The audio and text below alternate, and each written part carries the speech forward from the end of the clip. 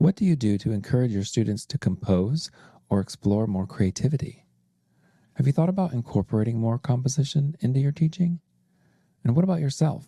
Have you tried composing but struggled with ideas or execution? Today's guest is Evan Hunter, a composer and piano teacher who loves storytelling. We talk about how stories can stimulate compositional ideas for you and your students. He gives advice on how to get started with composition so it's not so scary for students. Like doodling on paper or playing with Legos, curiosity is an important factor. Once you know you're allowed to just play around, it's much easier to let go and see what you create. During this episode, Evan shares one of his pieces, Light Showers. He reads the story and we listen to the music, which is gorgeous. You're listening to The Piano Sensei Way, a podcast for piano teachers who own a studio business and want less stress and more success.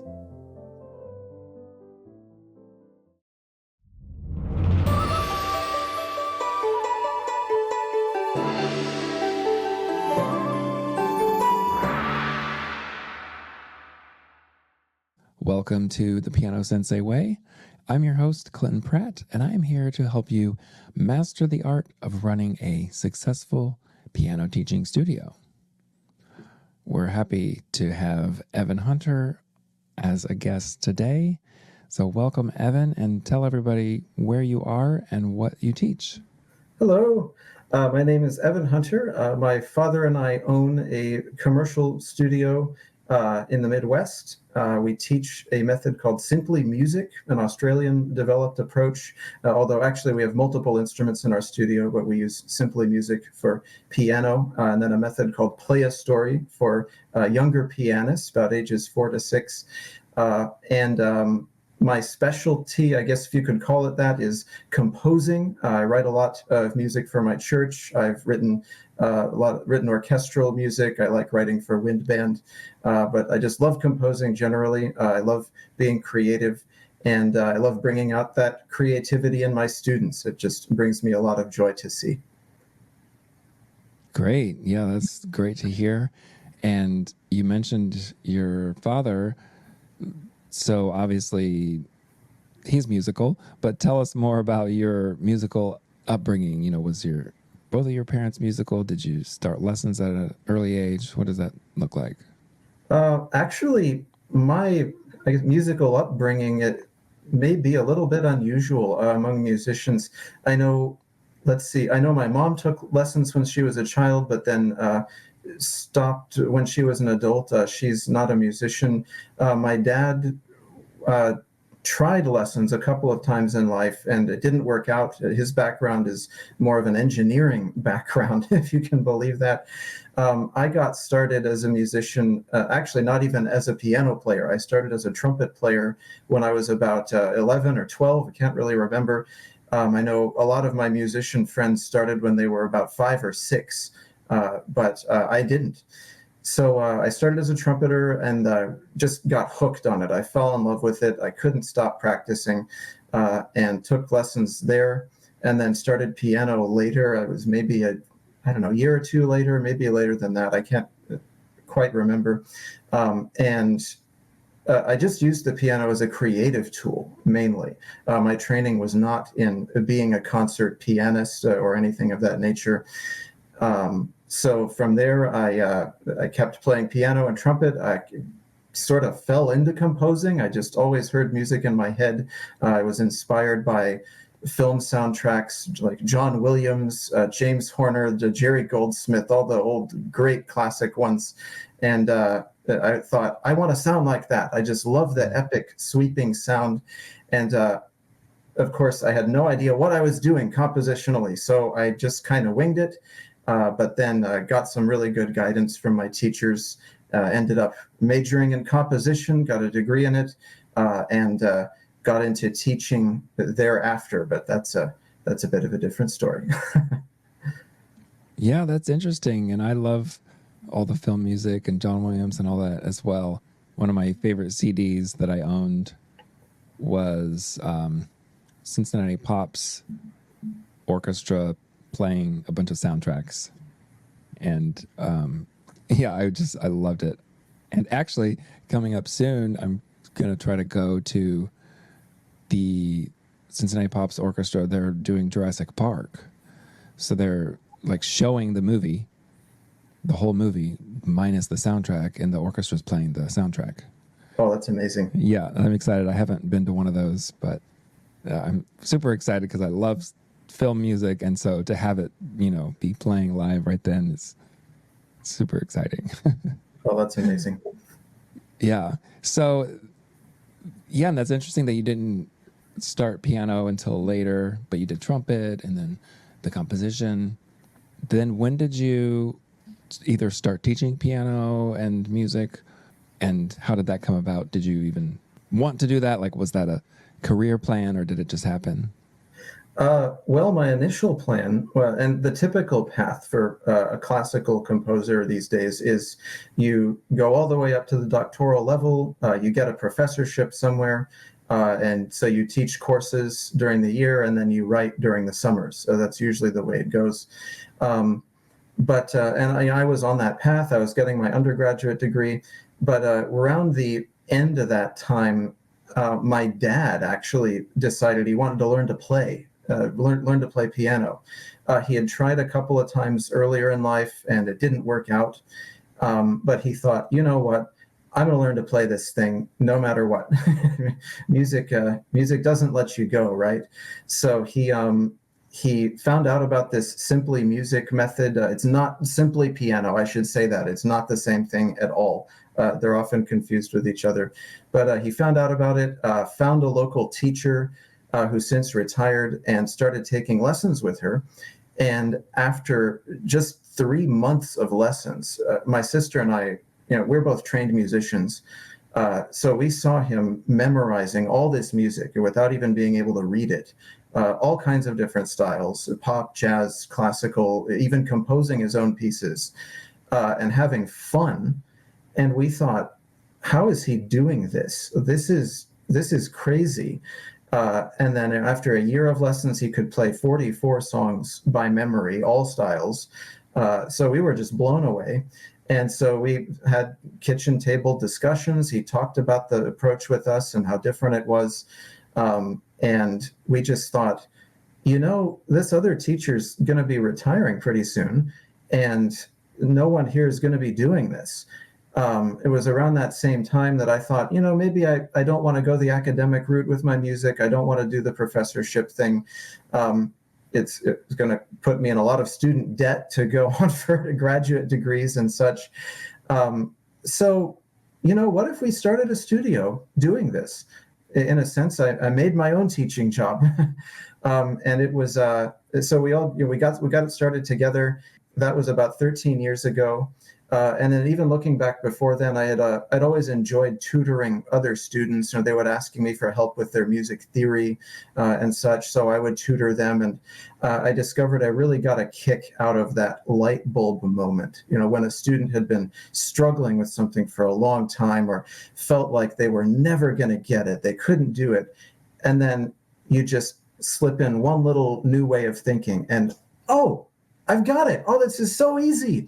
And I just really started to love that moment. And before then, I didn't even really see myself as a teacher, but I just discovered I really loved that moment. And I loved seeing students build that confidence. And so starting a studio was just the perfect opportunity. 13 years later, it's still great, still going strong, and I'm looking forward to more. Yeah, I love that. And as far as your studio, you said you teach multiple instruments, right? Or your studio does? Right. Well, we have multiple instructors. I only teach piano, but we've got instructors on guitar, ukulele, drums, etc. And do you teach composition? Yes, although I would say I weave it into almost everything I do. Nearly all of my students do composition and improv. It's just woven into the curriculum, if I could even call it a composition curriculum. It's I encourage it wherever I can. Right. Okay. Let's get into this idea of storytelling and how that influences, either your compositions or your lessons with your students. Great. how do I even put this? What would you like to know? Well, yeah, it's a good question. I mean, so everybody likes a good story. I wonder if most composers come at it the same way. I don't know. I guess like film music, there's the story, and then you write the music to it, right? But if there's no story yet, and then you're writing music, so do you still want to come up with a story first, or do you come up with something musical first, and then that reminds you of a story, and then you go with that? Yeah, I see what you mean. Um, well, for my process, I guess I'll very briefly describe my process and then go into how it relates to my students. So, my process is weird. I don't know any other composers who work this way. It's kind of strange. Maybe there are some. I know throughout history, maybe there have been some. But what I'll do is, I it's kind of like being an actor. Let's say if I want to write a piece, I have to find the emotional core of the piece. And so I will get in character like an actor. If it's a joyful piece, then I have to get joyful. And so I'll do this. And then the more deeply I get into character, this, forgive me, it's hard to describe the process, if I can even call it a process. But as I get in character, I start to have this scene playing out in my mind. I don't know where it comes from. It's almost been pointless to try to figure it out for me, but I'll get this movie scene in my head that often will be like a dream. It won't make sense. It will violate the laws of physics flagrantly. It's just kind of its own scene. But then the music will come with it as a soundtrack. But the ideas are very unformed. They're kind of incoherent. I would never just transcribe the entire piece in this rough form and present it. It wouldn't make sense. But I'll transcribe just the salient ideas and maybe the best ideas that stick with me. It might just be a few measures. It might be half of a little tune. It might be a structural idea, a timbre, some kind of orchestral idea. And then I'll take those ideas and start developing them further, and usually develop them into full melodies, themes, develop the structure of the piece. And then it gets more and more structured as the process goes until I've got a complete piece that's coherent and that I can present to an audience. So I suppose it starts with getting in character, or with being like an actor, and with being curious, asking questions like, what if? I'll be sitting at the piano sometimes and maybe I can't quite get in character very well, or I can't get the scene to start coming to me. So I'll mess around with a few notes, or a chord or two in my left hand. And then, oh, what if I do this? What if I go up instead? What if I do G minor instead of E flat major? Just very, very non-directional. And then at some point, it lights that spark, and then boom, the process begins. So that's more or less how my process works. And then for my students, I find that in my opinion, the most important ingredient in creativity is curiosity. A lot of students start off thinking, well, I can't compose, or I can't improvise, or don't you have to be a musical genius or born with a special talent to compose? Well, no, I actually think it's easier to improvise than to play an existing piece. And maybe that's just me, but I just have to get them curious. I'll ask questions like, you already know this piece that you're playing. You've been playing it for weeks. What if you change the chord in your left hand, or your right hand is going up? What if you go down instead? Or what if you end it here instead of there? And usually if I just give them a metaphorical push there, it just lights a fire, and then I don't have to do anything. They just go off and they're creative on their own. You don't have to teach a young child how to doodle on a piece of paper or how to play around with Legos. They'll just do it on their own if they know they can do it. And so really, I just have to get them started. And then the rest of the process is just sort of guiding them, if I even need to do that. Does this make some kind of sense? Yeah, it makes great sense. Okay, great. So then how does the storytelling come into it? Or are we just, like, are we talking about literal stories, or is it more of a piece tells a story, so just use your imagination, right? A bit of both, although for me, the story is the movie scene that I see in my Mm-hmm. head. Although the scene itself sometimes is unformed as well, or it jumps around from scene to scene, so I might edit that a little bit to make it make sense. Um, Sometimes I'll get just the unformed ideas, and then as I finish the piece, the scene, the full scene comes into view. But as far as the Mm. storytelling itself goes, and I should say, sometimes I don't share the story with the audience. Sometimes I just go, you know what, this makes no sense and no one's going to understand it. So I'm just going to share the piece and let them see whatever they see in their heads. They can make their own story. Other times, if I think it's a cool story or it's interesting, then I'll share it. But as far as storytelling itself goes, I also write my own novels and short stories. So I really just see myself as a storyteller, and music is just another language that I use. So I tell stories sometimes with music, sometimes with English, sometimes a bit of both. They're really just two sides of the same coin. Yeah. So when you're thinking of a story or a scene, and then you're coming up with the music, then I think what you're saying is sometimes you might not know how the story is going to end until you do more of the music. Yeah, sometimes that is the way it happens. Or with a couple of the pieces in the collection that you've got, um, oh, if I remember correctly, I started with just a musical idea. I was just kind of messing around. And then after the piece was done, the scene just came to me all at once, fully formed.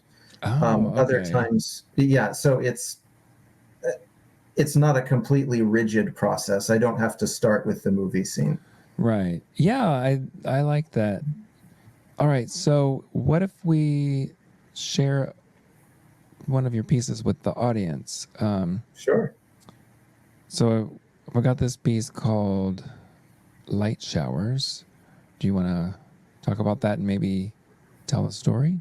Sure, I'll just read the program notes for the piece. So, Light Showers depicts the following scene. A young woman walks outside during a sunny day, clad in a raincoat and carrying an umbrella. Rain begins to fall. Each drop sounds a musical tone as it lands. After a short time, an entire symphony plays around the woman. She smiles, removes her raincoat, and transforms into a little girl wearing a brightly colored dress. She dances in the rain with joyful abandon. As she dances, the same young woman from before watches the girl from a window. Her face wears a melancholy expression, as though she is watching a dream or a memory. The rain stops and the sun returns. The little girl dons her raincoat again, transforms back into an adult, and continues on her way.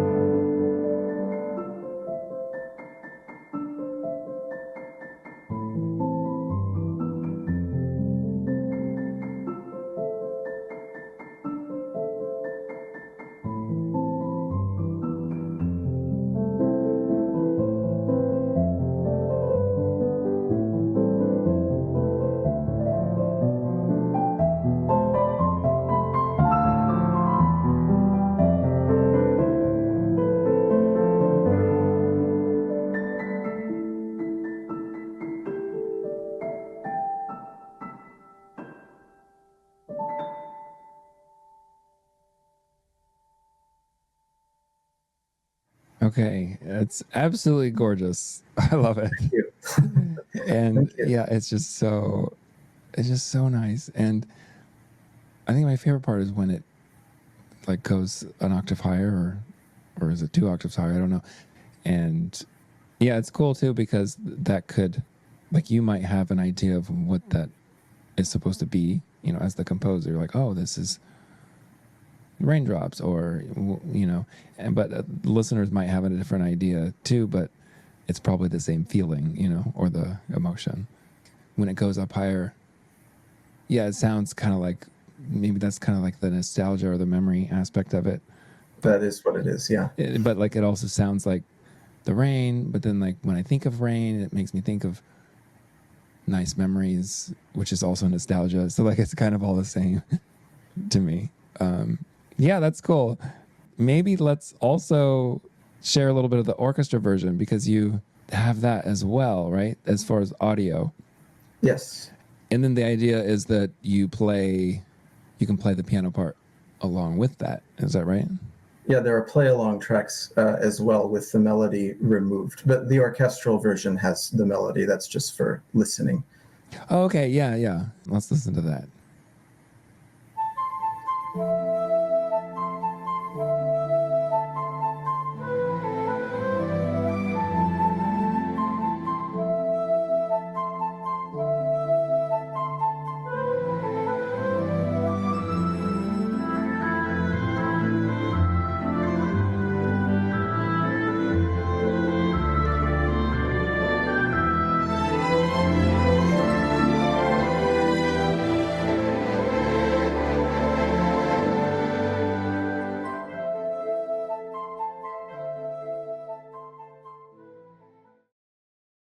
Okay. I wanted to listen to the whole thing, but just for time's sake. Yeah, and I love that. And I'm assuming, this would be very helpful just to listen to it and hear the different instruments and orchestration and, voicing and balance and all that. And then when you play it on the piano, you have that in mind so that you play with more expression and like different tone colors and everything. Is that kind of the idea?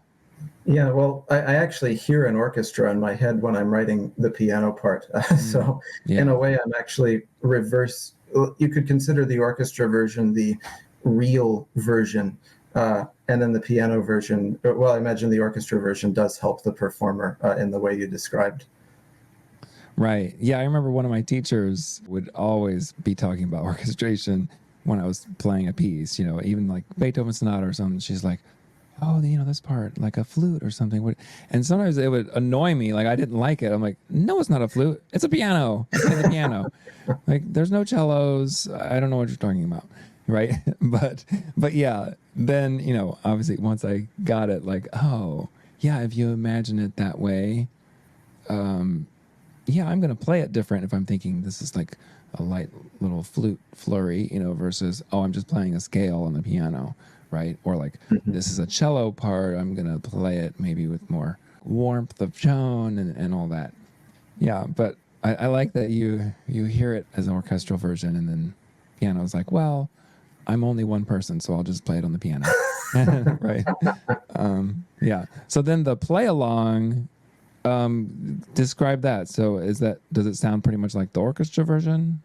Yeah, the play along versions they are the orchestra versions, but with the melody removed. So, for example, you heard the flute playing the melody in the beginning.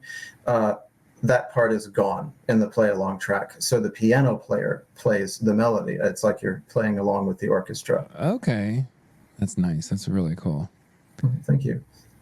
So, as far as students go and helping them to compose or tell stories through music, what are some ways you do that? Yeah, great question. Well, I don't have, how do I put this? I don't have a composition curriculum, as it Mm-hmm. were. It's very free form. There are so many directions you can go with composition. Um, but when a student is starting with me, the main thing is just to get them curious. So once they know a few tunes, they've got a few songs under their belt, I'll say, hey, what if you take your right hand, this melody goes up. What if you go down instead? Or what if you change this note or change these two notes, whatever, just little changes to get them to see, oh, this totally changes the sound. Or if I even change this one chord in the left hand, now it's a totally different emotion. The piece used to be joyful. Now it's really dark and dour. And all I had to do was move my left hand. That's generally enough to keep them going for quite a long time. They'll just mess around. That's the way I was as a student. And my teachers didn't even have to tell me, Evan, you have a composition assignment this week, and you have to follow this rule. I would just mess around on my own. I'd hear a recording and go, oh, I want to learn that tune, but now I want to do my own thing. So I get them doing that. As they get later on, as they get more of a repertoire, they get more fluent on the instrument, particularly if they get more serious about composition, I'll say, all right, well, here's a prompt. Oh, do you play video games? Oh, yeah, of course, they all play video games. Okay, I want you to compose some boss battle music for next week. Or think of a product you use every day. Think of something you like. Sell me that product by writing a commercial jingle for it. Just little things like that use the kinds of music they would hear every day out in the real world. Generally, these kinds of prompts are enough to get them going. Even the most, how do I put that? Even students who wouldn't consider themselves creative generally are disabused of that myth after just a couple of weeks of doing this kind of thing. So that's generally enough. And then later on, as they get even more fluent, or if they decide they want to be some kind of professional composer or songwriter, I'll give them more specific prompts. And I'll give them a chord progression or give them a very specific tool I want them to use, kind of like how my college composition teacher did. But that's generally delayed until later, when they're already fairly fluent with their own creative process. Right. Yeah, that makes sense. And I know you did mention earlier, as you were talking about that, how you encourage curiosity and, just change one thing in the piece you already have, change the chord or something. Yeah, that's a great way to ease into it rather than, hey, come up with a whole piece brand new right now, Right. And then, I like the idea of prompts too. So, this is all very interesting and inspiring. I think a lot of teachers would like to use these more creative ideas and maybe are afraid, like, oh, well, I'm not really a composer, so can I help my students do that or whatever? But you've given some good ideas. And I'm wondering, what about even more beginners? Like I know you said once they advance, maybe you give them prompts, like make a video game music or something. But do you have any suggestions or advice for even beginners? I have like a 7-year-old boy and he's like, oh, I want to, make up something. How do you encourage that or guide that student? Yeah, as in they've had no prior playing experience at all. That's what you mean? Maybe a couple months. Like they're in their first year of lessons. So they're playing, and they're doing maybe one hand at a time kind of thing. They can improvise a little bit on black keys or something, and then they want to write a piece. I see. Well, the method we use, the Simply Music approach, is actually pretty unique in this way, in that it gets students playing with both hands practically from the beginning. So within their first year, they've got a memorized repertoire of 30, 40, 50 songs of all styles, hands together. So they've got a really good vocabulary, even just after 2, 3, 4 weeks. They've got between 2 and 5 songs usually. So they've got a good amount to work with. So I will just, even from the very beginning, I'll say things like, okay, last week we learned this song. You've got it memorized. You know it really well. Change the left hand. Just change one thing about it. I don't even care what it is. Black key improv is great. Things like, or just take a chord in your left hand. Now add one note in your right hand. Or if they're particularly stubborn, maybe they really don't know what to do. I've had some adult beginners who I would say, yeah, just do something, just be curious. And they'll go, I literally don't know what to do. I have no Right. idea. And so I'll say, all right, start with one note, literally one note, Mm-hmm. anything you want. Great. Start with another one. Great. Do another one. And usually after that, they realize, oh, yeah, the keyboard is not something to be afraid of. Oh, I hit a note I didn't like, and I'm still alive. Nothing bad happened. Many of them carry these training Yeah. scars with them from really early in life. So you really just have to get them curious and dispel that fear. And even if once they just start with a few notes or changing one little thing about a song, or even one little movie scene in their heads, one little prompt, it's enough to get them going. And then I don't even have to give them much more after that. Yeah. Yeah, that's good. And maybe encouraging a story. Oh yes, yeah, absolutely. Or, I you might know, have them write a story and then depict it for me. or even maybe they don't have an idea of a story first, but they're improvising and they have a little idea, like a musical idea, right? And then you can say, oh, well, what does that sound like? Is that a person or an animal, or is that like something happening in the woods, or, and then Mhm. like, oh, it sounds like that. Okay, then go with that, right? So it's like the music can influence the story and vice versa, which I think is Yeah. cool. The play a story approach for the younger kids does that in particular. It does a great job of connecting the storytelling to music. Yeah, I'm curious about both of those actually. So I'll have to look into that more. The Simply Music Hmm. and the Play a Story. Yeah. Yes, they're great. I can't recommend them enough. They're wonderful approaches. We're about ready to wrap up. I wonder if you had any other final thoughts or ideas, and also tell everybody where they can find out more about you, especially like the musical example we played. If teachers want to purchase that, it's fine to do a commercial. So Oh, I would go. be honored. Thank you. You can go to evanhuntermusic.com, just EVAN Hunter Music, and you can purchase the sheet music collection there. I hope to have a lot more music up there pretty soon. Right now, it's just that collection. Um, but I'd be honored if you wanted to purchase that for yourself or someone else. Let me know what you thought of it. And for teachers who want to get their students more into composition, or maybe teachers who want to compose more themselves, and you're not quite sure where to start, maybe you don't consider yourself a composer, be curious. Don't be afraid of it. The worst thing that can happen is you hit a sour note, you play something you don't like, and you go, oh, that didn't work. Okay, I guess I'll try something else. Nobody's going to get hurt. There's nothing bad is going to happen to you. Just be a kid again. Play with musical Lego blocks again. Don't be afraid to doodle around. Have fun with it. Yeah, that's great advice. Thank you so much. Well, thank you.